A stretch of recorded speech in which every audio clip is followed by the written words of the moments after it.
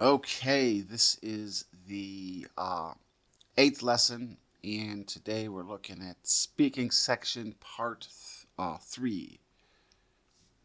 Okay, hello everyone. This is Jason, or you could call me Gwaine. Let's here at the beginning. Let's review a little bit. What are your five senses?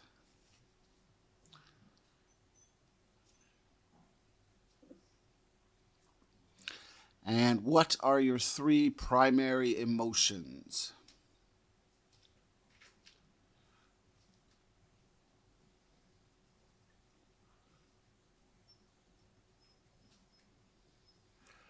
And why should you try to make a good impression on your interviewer or your examiner?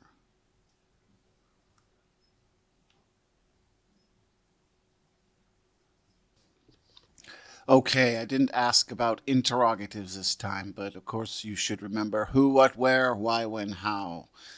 All right, then we've got sight, hearing, taste, smell, and tactile for our senses. Three primary emotions: happiness, anger, sadness. Of course, you should try to mention more. You should know all these by now. You should really know them. Make sure you got them memorized. We've only got a couple lessons left. I probably won't ask you this stuff again. Um, but remember them. And remember, a person who likes you wants you to do well, so it's good to make a first impression. Okay, how long should your answers be for part 3?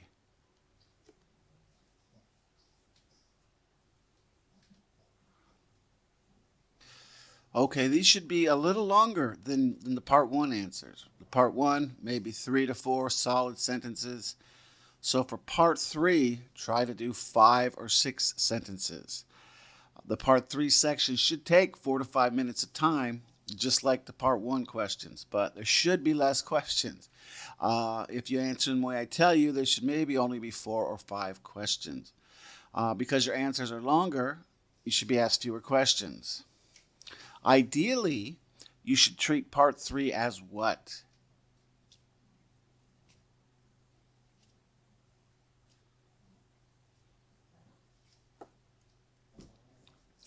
You should treat part 3 as a conversation. It's not really, right? But it's like that. I think they're trying to simulate a conversation of sorts. Part 1 will be personal questions. Part 2 will be like a brief little speech, for 2 minutes. Part 3 will be more like a conversation, but you're doing most of the talking in this conversation. Remember, the part 3 questions are going to be related to part 2. So it's close to part 1, and the answers are much shorter than part 2. But the topic, the what you will be talking about, what they will asking you about, will be like part 2. If you actually answer the part 3 questions in part 2, the examiner will change some of the questions, right? We have some examples where they might ask you some questions, but if you end up talking about that, then they'll ask you some different questions. Okay, here we have an example of sorts. You could find a lot of this stuff online. I'll give you some of them that you could practice with. And we're not actually looking at this today, so you could also use this to practice. So here, if part 2 is describe an activity that you do after school or work, you should say what it is, when and where you do it, who you do it with, and how you feel about it. So then you'll do the part 2, right? Answer that, speak for a couple minutes. Then they'll go into part 3. And here's some questions they might ask you. Why do some people enjoy extreme sports?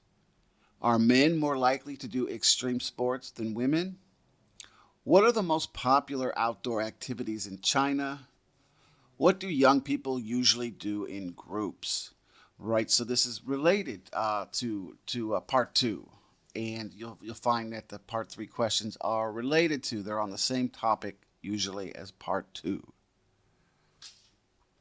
Something I personally don't like about many of the practice questions that I see online that that I help students practice. There's stereotypes in there. There's like everyone in this culture does this. You might see some questions like, do all Chinese people like, or do people in your country do this? Uh, if I were you, I would feel free to address this, right? I might say something like, I can't speak for everyone, but many people like this, or many people do this. When you're answering for an entire culture, I would avoid words like all people do this, or no one does that, right? No people do this. It's really weird, some of these questions. I don't I don't personally like them. I think it's difficult. You might say a lot of people do this, but I wouldn't say all people do this. Never say I don't know. It looks bad. Yeah, you might not know, right? They might ask you a bizarre question. Maybe you're not interested in sports at all, and they might ask you, "Do Chinese people like this sport?" And you may not know, or something, right? I don't. Some of these questions are just weird, so I would don't say I don't know. Other ways to say that you're not sure. You might say I haven't thought about that, but I guess, or it's not something I am familiar with, but I would say. Or even another one, that's not something I usually consider. However, so there's, right, don't say, I don't know. Uh, that's a bad way to answer. I mean, if you have to, if you can't think of one of the others, maybe say, I don't know, but here's what I think. But try not to say it. And certainly just don't say, I don't know, I have no idea, and not say any more. If you don't know, you might have to guess based on your personal experience about something. Okay, and can you think of a good structure to answer the part three questions?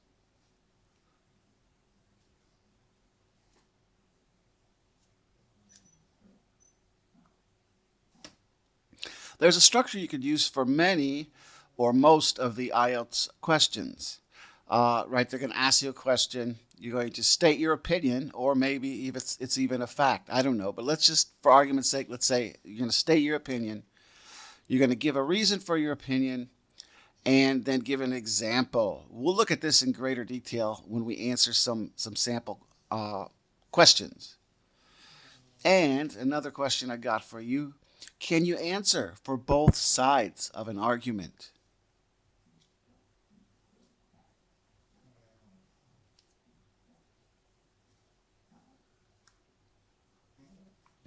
Yes, you can answer for both sides of an argument, and sometimes I might recommend you do that. It'll take up, especially if it's something you're unfamiliar with, it'll take up more time, give you more answer, right? You might want to do this when you're either not sure of an answer or you don't have a strong opinion either way about it. You might start with, I can see both sides of that, or maybe there are good arguments both for and against that. Again, we're going to look at some examples of this. I'm going to give you some examples of how to answer this when we start practicing. Okay, so let's look at some practice questions and how we can answer them. We're going to do this similarly to what we did in part one. We won't go through all of them, but please go through all of them when you're practicing for your homework. Now, look, some of these are very similar. You might give the same answer. Uh, so they'll change the questions around. I notice this a lot. Maybe part, like for example, they ask you, what kind of job do children like? Or it should be jobs, right? And then in your answer, you might say, well, children usually pick the same kind of jobs as their parents as part of your answer. So then they might not ask you the part two question because you've already answered that. So it depends on how you answer. They're a good examiner will try not to do that, to have you answer the same question twice. But if you don't, right, if you don't say children want to do jobs like their parents, then the number two question would be good, right? So here's the questions we have for this one. What kind of jobs do children like? Do children like to choose the same profession as their parents? And that would be a good one where you could answer yes and no, right? Maybe some do, some don't. Well, people regret about their career choices when they become older. I don't like the way that's worded. Uh, what should people consider when choosing jobs? So I gave some examples for answers here just to kind of help you out.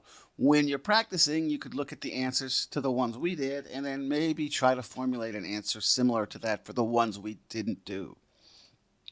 So our first question here is, what kind of jobs do children like? And for this one, I know for part one, I gave some bad examples. I just didn't want to bother. I think it's maybe pretty simple to realize what's a bad answer if you're going off topic or you're not saying enough, right? Those would be bad answers. So the answer I put here, I don't really talk to too many children about the types of jobs that they like. So I can only comment on what I liked as a child. When I was really young, I wanted to be a lion when I grew up, which of course is silly. I remember a period of time when I got a little older that I wanted to be a doctor for a time because I thought they made a lot of money.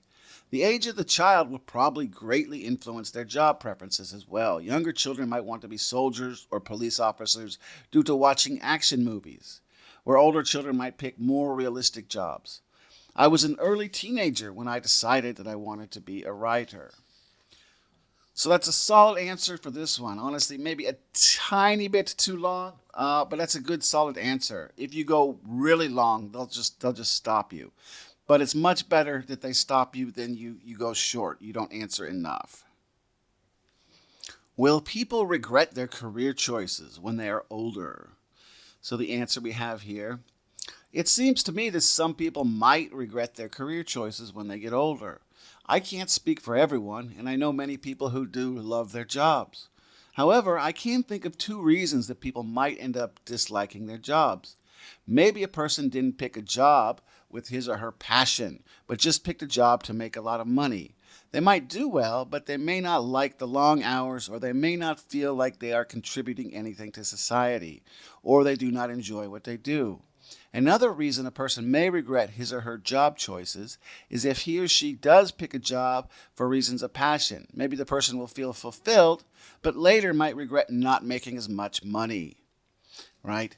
I didn't even give examples for those, what kind of jobs you could do, because I kind of picked two, right? So that's okay to do. But I didn't give examples here because I kind of gave two answers. So practice the other two on your own. And we got some more questions to answer here. Do you think argument is important? I don't really like the way that's worded. I might say, do you think arguing is important? Or maybe do you think arguments are important? Okay, what do family members usually have arguments about? And number 3, is it easier for you to have arguments with your family or your friends? Number 4, do you think people should change the way they think when having arguments? So we'll answer a couple of those. Okay, so our first question here for this section. Do you think arguments are important? So here's the answer I gave here. I suppose that everyone has been in at least several arguments before, and I would have to say that some are important and some are not. I think most arguments are not very important. Often people get emotional, and they allow those emotions to push them into an argument. I believe these arguments tend to be less important and are based more on circumstances, such as a husband and wife arguing about cleaning. Logical arguments are probably more important when a person can list facts to back up his or her argument. For example, a college student arguing with his mother about the career he wants to choose. He might present logical arguments to his mother, and his mother might also present logical arguments. Right, and also, that's just a more important thing. I know I'm going off the answer now. I think that's just that might be a more important thing than cleaning, right? It's a bigger life choice. I didn't put that in there because I ran out of room. But that's a solid answer for this one. So another one we did here, right? Is it easier for you to have arguments with family or friends? So here's the way I answered this one. For me, it is much easier to argue with family than with friends. If I had a friend that liked to argue all the time, he would probably cease to be my friend because I don't want to argue constantly. You can choose your friends, but you can't choose your family. You're stuck with your family. Also, you tend to live with your family, and that can add more stress and emotion to a situation, making it easier to argue with that family member. Where with friends, you often spend less time with them and are less inclined to argue with them. So that's a solid answer. Make sure to answer the other two questions on your own, as practice or homework. Okay, some more part 3 questions. Number 1, how do people usually help each other? 2, how is online help different from real life help? 3, should schools be responsible for teaching students how to cooperate? 4, what are the differences between help from friends and help from family? So the first one of these we're doing, how do people usually help each other? The answer, people help each other in many different ways. They can offer money as financial support or just be with the person to give emotional support. And it's possible to give them physical support when a friend or family member asks you to help them move. However, I think people usually help each other without really even trying. Humans are social animals, and your friends, family members, and even classmates or colleagues can help a person by just spending time with them. We need to interact with other people, and sometimes just spending time with other humans can help us out significantly. And then the next one from that section, should schools be responsible for teaching students how to cooperate? So the answer, humans are social animals and often need to use cooperation in life. I think that it's very important for them to learn how to work with others as it will help them later in life. I do believe that in this modern age, parents are less likely to teach students to cooperate, so I do believe schools should teach that. For younger students, schools should show them how to share and do simple tasks together, and for older students, they can do group projects with each other. However, I also believe that it is important for an individual to be able to succeed by himself or herself. So it is also important for students to learn to do things on their own. Okay, that's that answer. And there's, of course, 2 we didn't do from that section, so practice those on your own. All right, another section or another group of questions here. Part 3 questions, are films a waste of money? Are movie stars important to a movie? Are foreign movies popular in China? And is it important that a country has its own movies? So we're going to answer a couple of these. So one of the ones I picked, are films a waste of money? And this one I answered I answered both yes and no. It's one of those, right? I believe that a film can be a waste of money if it is a bad movie. I remember being upset paying money to watch a film I was greatly looking forward to, only to be disappointed with it. However, in general, I don't believe that films are a waste of money. Not everyone likes movies, and that is fine. People who don't enjoy them don't have to watch them. I really enjoy a good movie, and I consider myself a film buff of sorts. We need entertainment and we need ways to relax after working hard, so often people will watch films for these reasons. A good film can strike you emotionally if it is done well. Here's another one that I answered yes and no to, right? Are movie stars important to a movie? So then the answer, I think this one could be answered with both a yes and a no, depending on your perspective. For me personally, I like a good movie that has strong writing and directing, great emotions and cinematography, and an overall good story. So movie stars are less important. However, I have friends that will go see a movie just because they like the actor, even if the story doesn't look good or well thought out. I believe that filmmakers also take this into consideration and hire A-list actors so that people will see the film and they can make a lot of money. Right, so I answered both yes or no on this one, and then I gave reasons for it. Okay, and then make sure to do the other questions on your own for this section. Okay, so there's also some more practice. I'm going to give you some more questions. For these, I'm going to give you both part 2 and 3, so try to practice both parts of them. I almost don't really I think you could read these on your own, but I'll go ahead and read through them with you. These are practice. I'm not going to answer any of these. We'll go through a whole IELTS question or speaking question next time. Okay, so part 2, describe a famous person you are interested in. You should say who he or she is, how you knew about him or her, what he or she was like before he or she became famous, and explain why you are interested in him or her. So for that question, the part 3 questions are, what kinds of famous people are there in your country? What are the differences between famous people today and those in the past? Do you think famous people are necessarily good in their fields? Do you think media are putting too much attention on famous people? And our next question here, right? The part 2, this is overall, this is a really bad question. This will be a more difficult one to answer. Also, for next time, I'll try to find a difficult one to answer. All right, but the part 2 question, describe a kind of weather you like. You should say what it is, where you go in this weather, what you do in this weather, and explain why you like it. The part 3 section, what do people wear in different weather? How does weather influence people's lives? What are people's opinions on weather forecast? Which I think is a horrible question. And the fourth one, are there any festivals about seasons?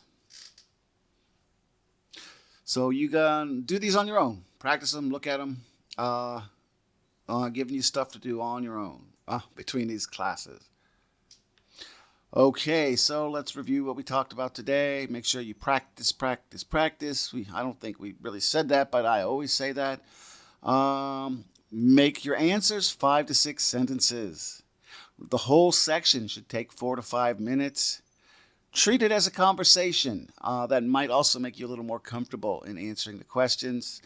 Try not to be nervous. If you treat it as a conversation, it might make you more comfortable. And they are kind of treating it as a conversation. Remember that part 3 questions will be related to part 2. Whichever question you were asked in part 2, they'll be related. And avoid words like all or none, right? Try not to stereotype. Never say, I don't know. You can answer both sides of an argument, right? You can say, I could see why people would do that and why people wouldn't do that. And then we got a very common structure here. You don't always have to use, but it's a good idea, right? This is a solid 3 out of your 5 or 6 sentences. So you can state your opinion, give a reason, and then give an example. All right, so homework for this lesson. Go through and do the remaining part 3 questions that we didn't do here. On the last 2, do both the part 2 questions and all the part 3 questions. And we even had that first one, right, with part 2 and part 3 questions. So go ahead and try to do that one. Practice is key. Practice, practice, practice. So go through and do all these. And hey, maybe if you if you're very motivated, you could go through and do the ones I did and give different answers to them. Practice how you might want to answer those questions. Okay, next time we'll go through all the sections. Next time we're going to give a whole part 1, part 2, part 3 answer. We'll go through it slowly, show you how we can answer these. We'll pretend we're answering in an actual IELTS exam. That'll be next lesson, the 9th lesson. Okay, guys. Thank you, and I'll see you next time. Remember, practice, practice, practice. Okay, bye.